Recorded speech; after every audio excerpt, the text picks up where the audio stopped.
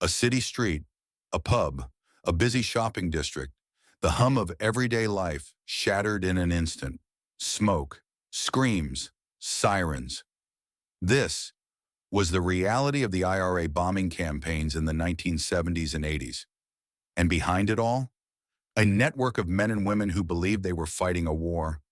But who were the people behind these bombings? Who planted the explosives? Who gave the orders? And what drove them to turn city centers into war zones? To understand the IRA bombers, you have to understand the Troubles, a brutal conflict that tore Northern Ireland apart. The late 1960s. Northern Ireland is a land divided. Nationalists, mostly Catholic, demand unity with the Republic of Ireland. Unionists, mostly Protestant, swear allegiance to Britain.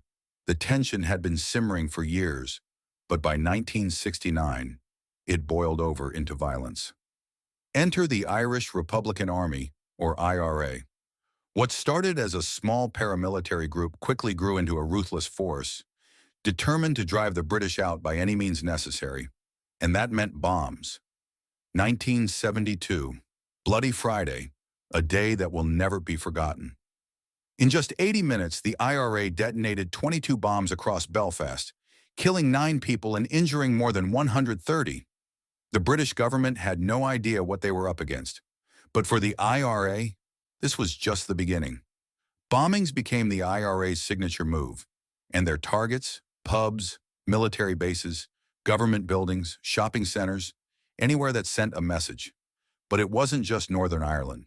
They took the fight to England itself. October 5th, 1974. A small, unassuming bag is left inside the Horse and Groom pub in Guildford, England. No one notices, until it's too late. A devastating explosion rips through the building. 5 people dead, dozens injured. 2 weeks later, it happens again, this time in Birmingham. 2 bombs, 21 dead, 182 wounded. It was one of the deadliest attacks in UK history. The IRA bombers had brought their war to the heart of England, and the UK government, they wanted blood. The British police moved fast, too fast. 4 Irish men were arrested, the Guildford Four, beaten, tortured, forced to confess, but they were innocent. They spent 15 years in prison for a crime they never committed, and the real bombers, they walked free. This wasn't just a war of bombs, it was a war of misinformation, injustice, and propaganda. October 12th, 1984, 2:54 a.m., the Grand Hotel in Brighton. The Conservative Party conference is in full swing. Prime Minister Margaret Thatcher sleeps just rooms away from one of the most sophisticated bombs the IRA ever built. The bomb detonates, killing 5 people and nearly assassinating the Prime Minister. The IRA's message: we will never stop. But despite the violence, despite the fear, the British government would never negotiate, or so they said. After decades of bloodshed, secret talks began. In 1998, the Good Friday Agreement brought a fragile peace. The bombing stopped.